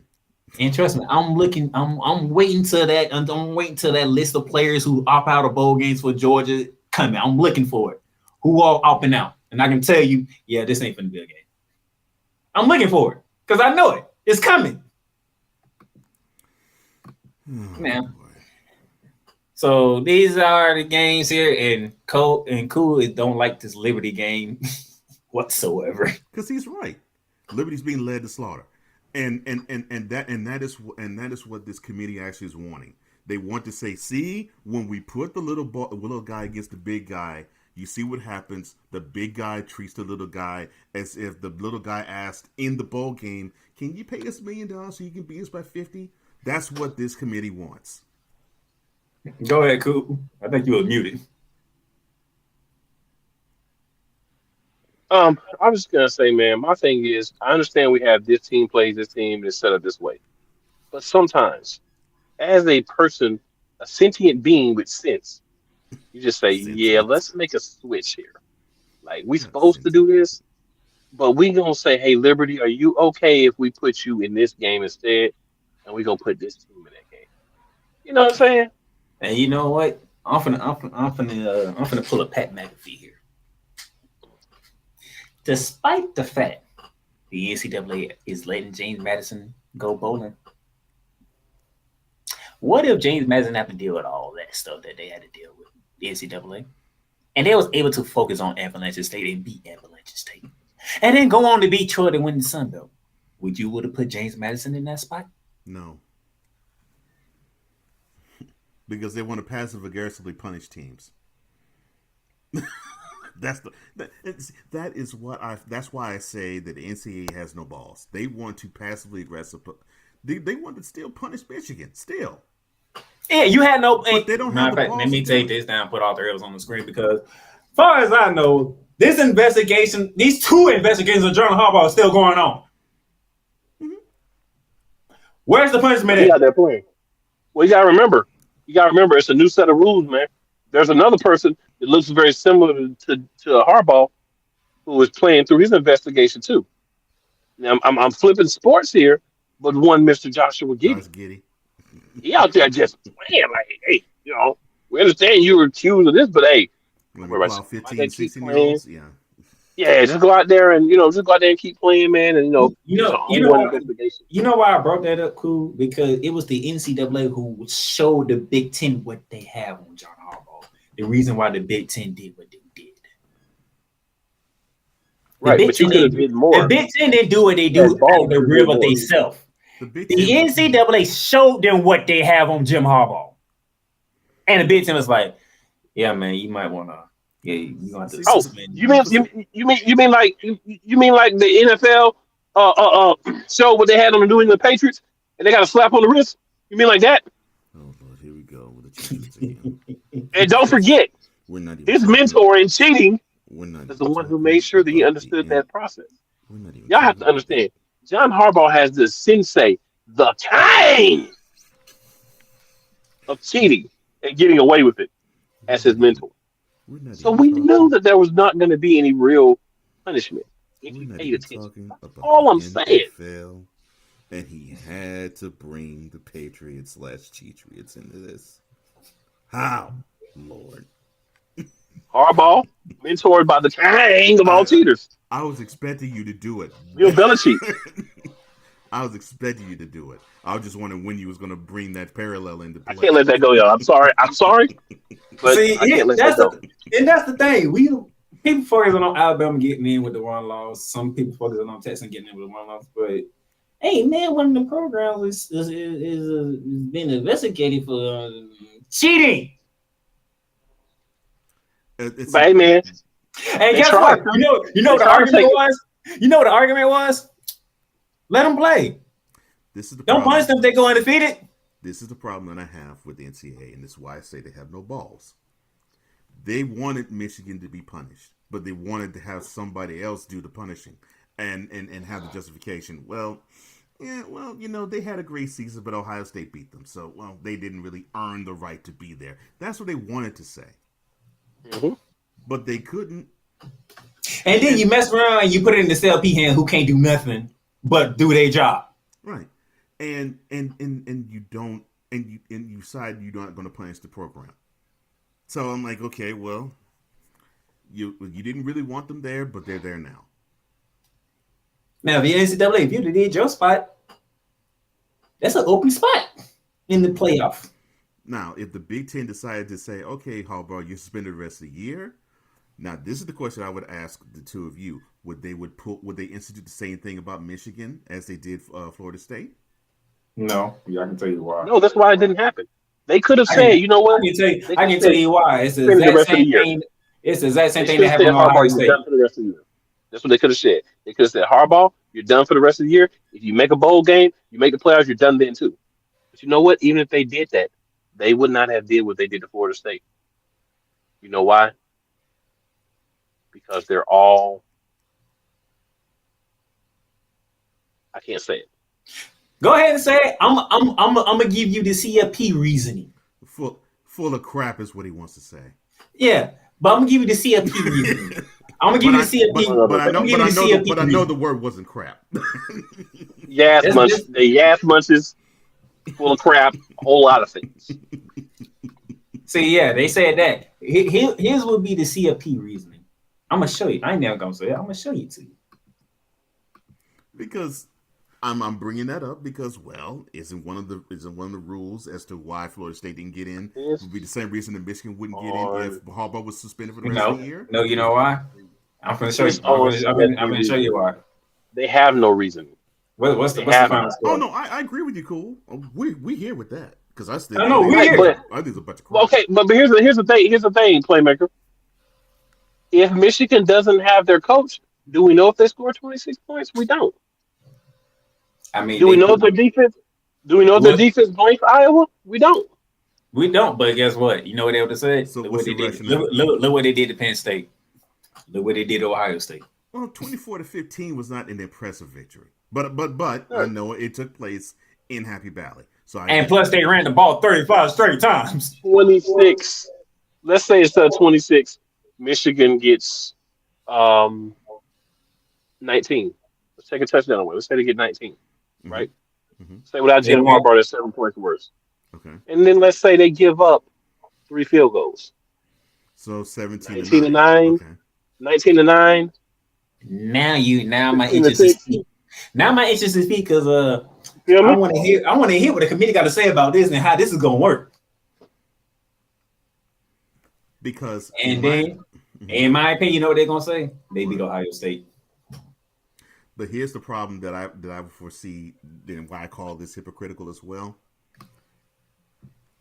If Michigan were to do that, and Harbaugh would be suspended, guaranteed they would not institute that rule, which they should. They would not institute that rule with Michigan. Why? Because they happen to play in one of the 2 power broker conferences, and they happen to be one of the biggest power brokers in college football. Foul AF. Yeah. Which is why I consider what they did to Florida State hypocritical. Yep.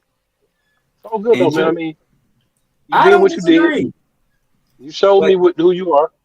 Once somebody show you who they are, now you know. The committee is a whole bunch of bottom barrel. They was like that from day one. Individuals. They said the best teams. How do we judge the best teams? How is that even judged? It depends.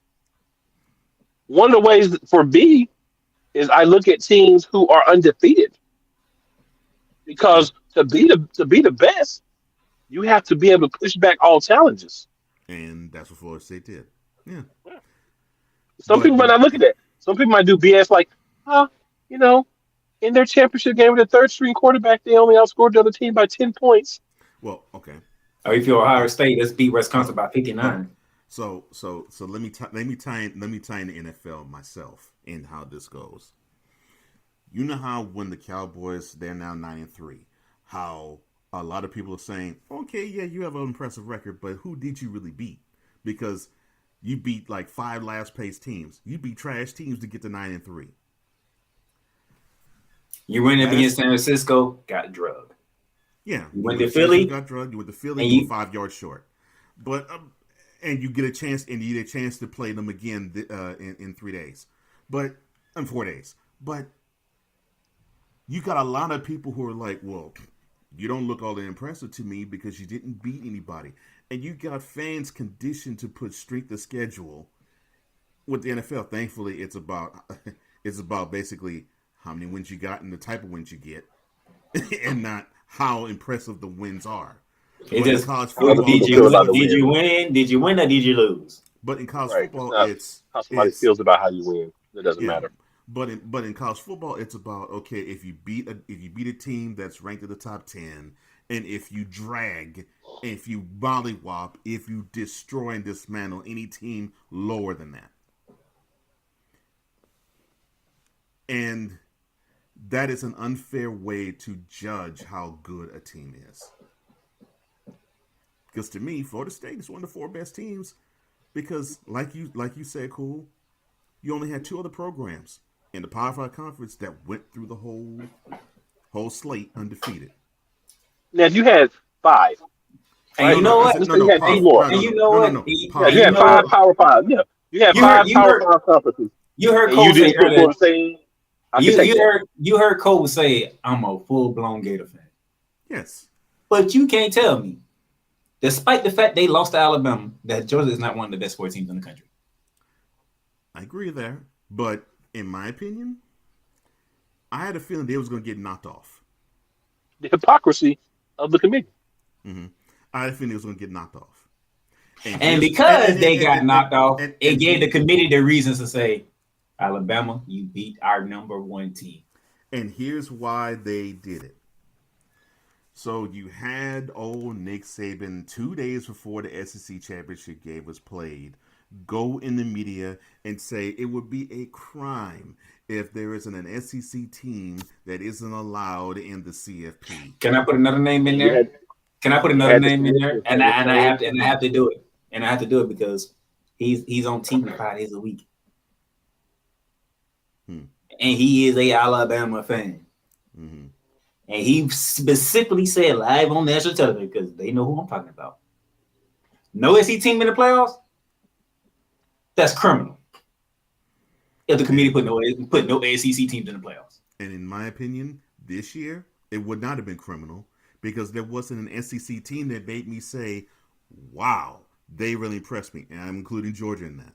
To me, Georgia's the most impressive of the SEC teams, but they got beat by a team that got boat raced at home to Texas. So to me, I'm thinking, they're not as impressive as I would like for them to be.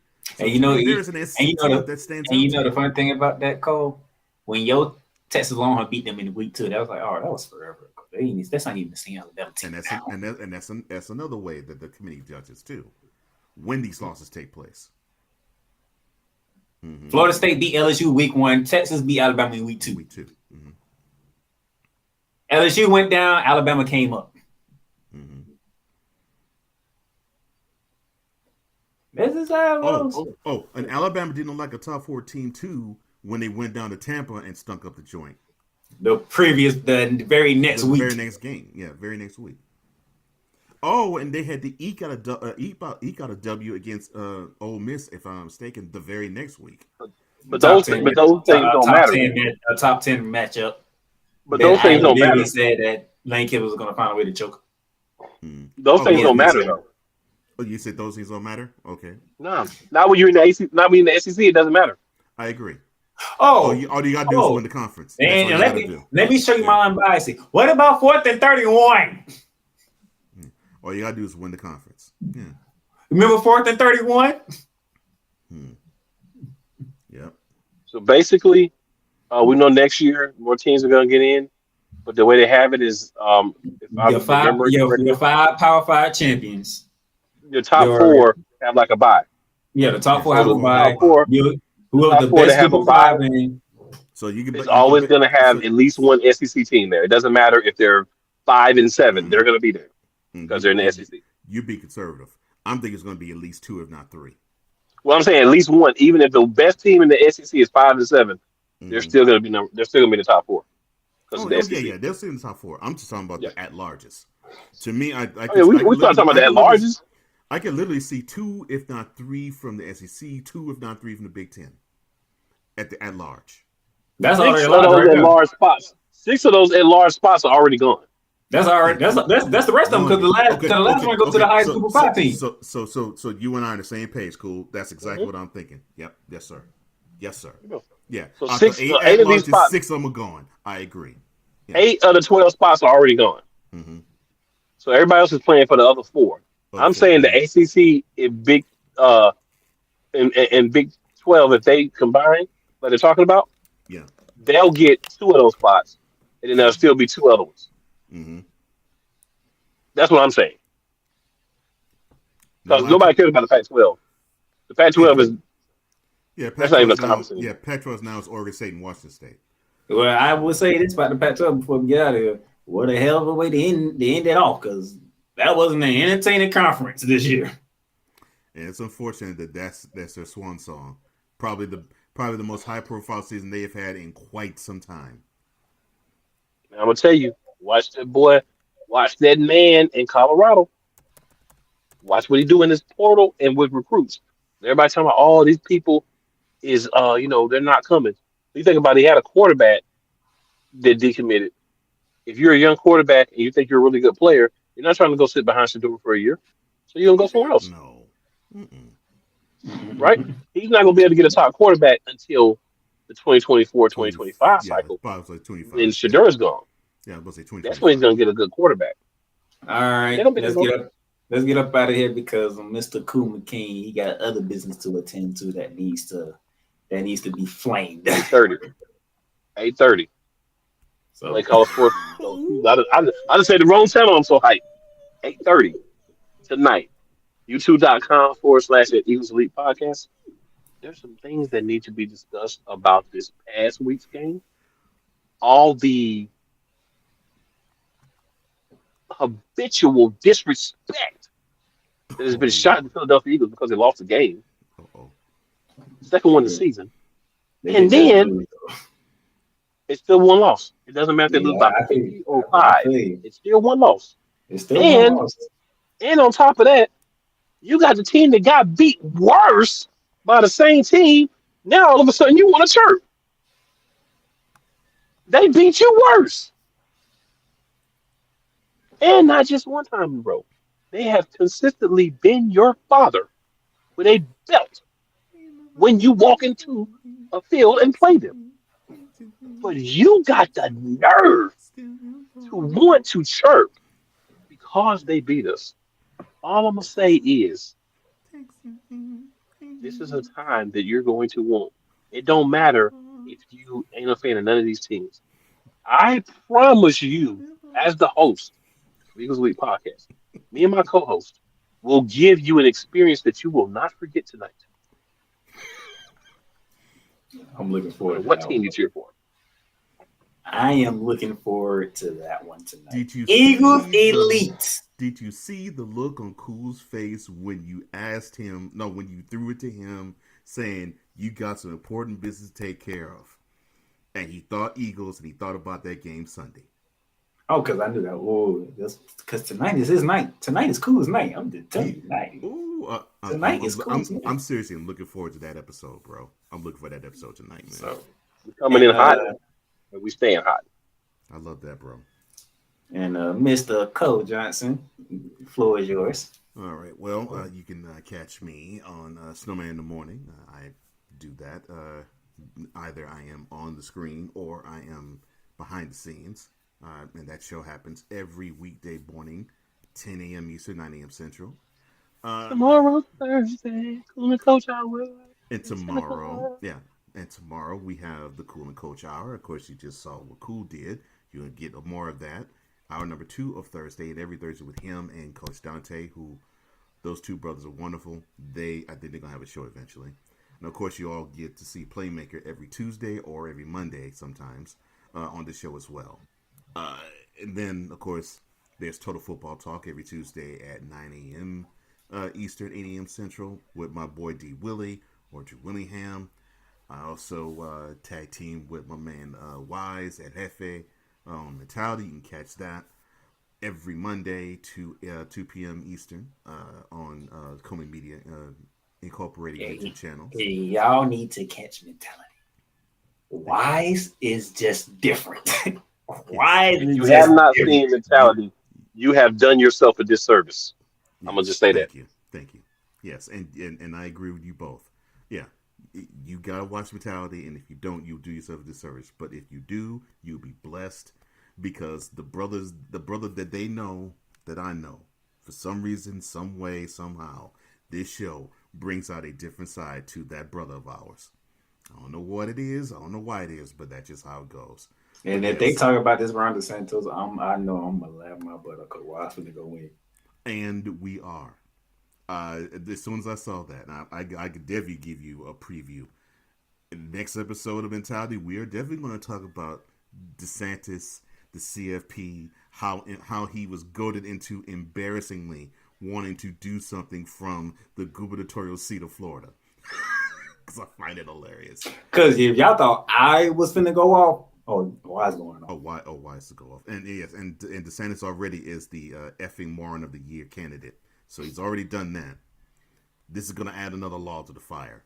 So yes, you can catch me on all those places on the Coleman Media YouTube channel. Of course, you can catch me on Cole Sports with a Z on the Cole Sports YouTube channel. And you can find me anywhere on social media at flowco.com/page/host Cole Johnson. All right, ladies and gentlemen, this has been Bearing Down the Gridiron. And before I get out, since I do have a veteran on my screen right now, this is Army and Navy Week. So those of you, thank you for your service. When y'all go out there Saturday at Foxborough, Massachusetts, because it's not in Philly no more. That's crazy. Y'all gentlemen, y'all play a hell of a game. Okay, as Army as Navy. Is always the final regular season game before pro season action that literally takes place. The most important college football game of the year. I have said that, and I'll continue to say that. That's why I brought it up, because Cole Johnson is a veteran. Mm-hmm. So y'all enjoy that, and I'll see how I will do postseason for college football. I'm working that. One of the quick things, Playmaker. Cole did not do it justice, so I'm gonna have to do this for him. It's not Cole Sports with a Z. It's Cole Sports with a Z. Really cool. All right, so we working on that. Other than that, catch me doing Shooting Lights Out, which Cole Johnson has joined me for the debut episode, and that debut episode took off. That debut episode took off. Great episode. And catch me there. Catch me on Ramley Talk Thursday. We got a big one. We got a big one. So when I do that, we'll be previewing the Ravens game. It's not gonna be easy in Baltimore. Yeah, that's gonna be a tough one. So, thank you to the cool man, Cool McCain, as he get ready to fly some Eagles down and then fly some other people after he flies. Some flambeing will be going on. Cole Johnson, he does what he does. The EP of all EPs, as one of our other brothers would call him. And y'all know me, the Playmaker here. That's it for Bearing Down the Gridiron. Enjoy the rest of your night. Enjoy your weekend. And let's get ready for some postseason play in college football. You just experienced Bearing Down the Gridiron, hosted by Donnell, the Playmaker Silence, in collaboration with Arthur's Football. Bear Down the Gridiron is sponsored by Lids, Fanatics, and Paramount Plus. If you enjoyed today's show and would like to make a donation, you can donate via Cash App at $DPlaymakers at $DPlaymakers. Remember, Bearing Down the Gridiron is available on all podcast directories, including Apple Podcasts, Spotify, Amazon Music, iHeartRadio, and YouTube. And for Apple Podcast lovers, leave us a rating review. Let us know what you enjoyed about today's episode that you're listening to. Tune in again next time for more Bearing Down the Gridiron, hosted by